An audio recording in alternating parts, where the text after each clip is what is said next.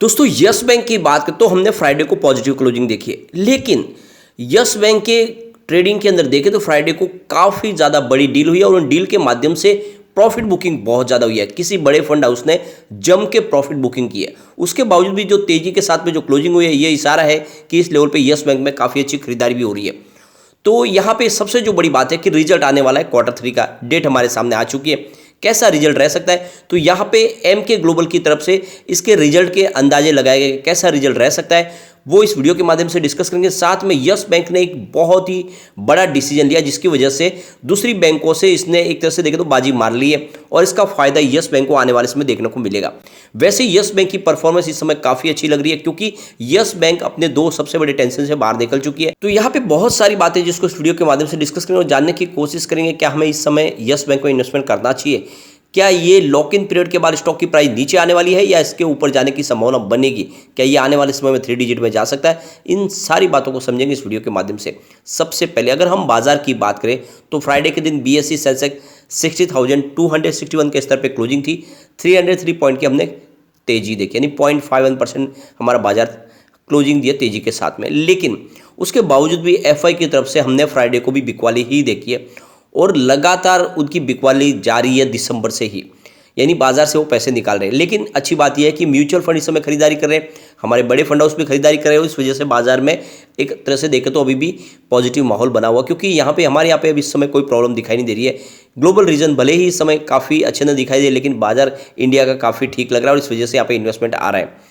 अब international market जो Friday को क्लोज हुई वहाँ पे हमने सिग्नल पॉजिटिव देखे, सारे के सारे मार्केट में क्लोजिंग पॉजिटिव थी। इसका मतलब मंडे को हमारे बाजार में भी शुरुआत पॉजिटिव हो सकती है। अब बाजार पॉजिटिव रहेगा कि नहीं रहेगा ये तो बात की बात है, लेकिन शुरुआत पॉजिटिव हो सकती है क्योंकि आप देख सकते हो डाउ जोन जहाँ पे हमें 0.33% की तेजी देखने को मिली है और S&P 500 में भी देखें तो 0.40% की तेजी के साथ में क्लोजिंग हुई है। नेस्डेक कंपोजिट की बात करें तो यहाँ पे भी 0.71% की तेजी थी।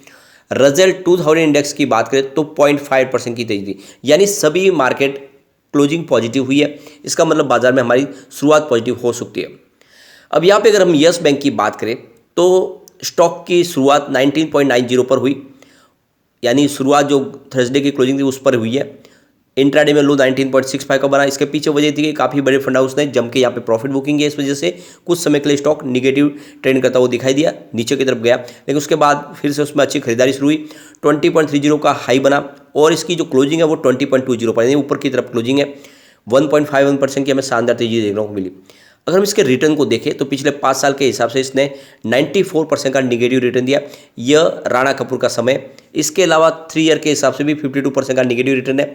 जब तक ये बैंक आप समझ सकते हो कि नए मैनेजमेंट के हाथ में नहीं आई थी, यानी प्रशांत कुमार ने इसकी बागडोर नहीं संभाली थी। लेकिन पिछले 1 साल के हिसाब से स्टॉक ने 43% का ज़बरदस्त रिटर्न दिया है। 3 मंथ के हिसाब से 27% का पॉजिटिव रिटर्न है, लेकिन 1 मंथ के हिसाब से 15% डाउन हो चुका है, क्योंकि आपको पता होगा 24% से स्टॉक वापस नीचे आया प्रॉफिट बुकिंग की वजह से। 1 डे के हिसाब से 1.26% की तेजी है। अब यहाँ पे आप देख सकते हो यस बैंक अपना क्वार्टर 3 का रिजल्ट डिक्लेयर करने जा रही है। डेट हमारे सामने आ चुकी है, इसी महीने की 21 तारीख को हमारे सामने रिजल्ट होगा। अब इसके बीच में एम के ग्लोबल की तरफ से इसके रिजल्ट को लेकर अंदाजा लगाया गया कैसा रिजल्ट रह सकता है।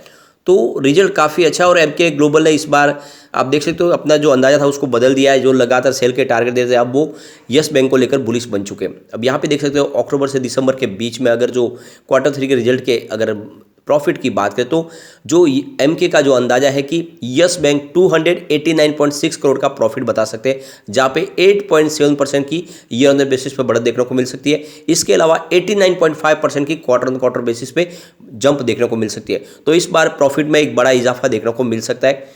अब यहाँ पे अगर देखें तो जो नेट इंटरेस्ट इनकम की बात लग रही है उसमें 10.8% की ईयर ऑन बेसिस पे जंप देखने को मिल सकती है, लेकिन 1.9% क्वार्टर ऑन क्वार्टर बेसिस पे कम होता हुआ दिखाई दे सकता है नेट इंटरेस्ट इनकम। इस बार बैंक के प्री प्रोविजन ऑपरेटिंग प्रॉफिट में गिरावट देखने को मिलेगी, यानी 3.4% की ईयर ऑन बेसिस पे और 10.7% की क्वार्टर ऑन क्वार्टर बेसिस पे गिरावट देखने को मिल सकती है, जो 706.1 करोड़ के आसपास रह सकता है। कुल मिला के रिजल्ट अच्छा रहने की पूरी उम्मीद है और अगर ऐसा ही रिजल्ट रहेगा तो यहाँ पे तेजी की संभावना भी बिल्कुल बनेगी और मुझे लग रहा है इससे अच्छा रिजल्ट इस बार आ सकता है, क्योंकि यस बैंक को सबसे बड़ा जो बेनिफिट मिला वो है उसके एनपीएस से निपटारा। ऐसे में इस बार प्रोविजन काफ़ी कम रखा जाएगा और इस वजह से यस बैंक के प्रॉफिट में काफ़ी बड़ा इजाफा देखने को मिल सकता है। अब यस बैंक ने एक और बहुत बड़ा डिसीजन लिया जिसका फायदा आने वाले समय इनको बहुत ही ज़बरदस्त होने वाला है, और वो है यस बैंक ने अपने एफडी के अंदर बहुत ही ज़बरदस्त इजाफा किया है। यानी जो इंटरेस्ट रेट है उसको 7.75% कर लिया और सीनियर सिटीजन के लिए 8.25% कर लिया है, और ये दूसरी बैंकों के मुकाबले बहुत ही ज़्यादा है, और ऐसे में जो कस्टमर है उनकी तरफ ज़्यादा से ज़्यादा आ सकते हैं।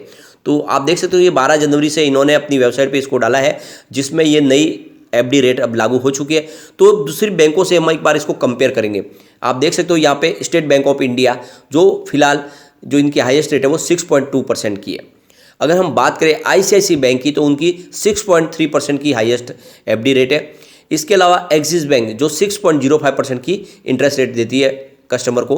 एचडीएफसी बैंक की बात करें वहाँ पर भी 6.25% की आपको इंटरेस्ट रेट आती हुई दिखाई देगी। बैंक ऑफ बड़ौदा 6.30% देती है। आईडीएफसी फर्स्ट बैंक की बात करें यहाँ पे 6.25% की आपको इंटरेस्ट रेट मिलती हुई दिखाई देगी। कोटक महिंद्रा बैंक 5.60 जो सबसे कम है। इसके अलावा कैनरा बैंक की बात करें तो यहाँ पे 5.85% का आपको इंटरेस्ट मिलेगा अगर एफडी कराओगे कैनरा बैंक में। लेकिन अगर आप यस बैंक की बात करें यहाँ पे आपको 7.75% का ज़बरदस्त रिटर्न मिल सकता है। और इसके अलावा इंडसइंड बैंक जो आपको 7.50% का इंटरेस्ट रेट दे रही है। पंजाब नेशनल बैंक की बात करें यहाँ पे 6% का आपको इंटरेस्ट रेट मिलेगा। इसके अलावा आईडीबीआई बैंक की बात करें 5.60% इंटरेस्ट है। यूनियन बैंक 5.90% दे रहे हैं। सिटी बैंक 4.25% है।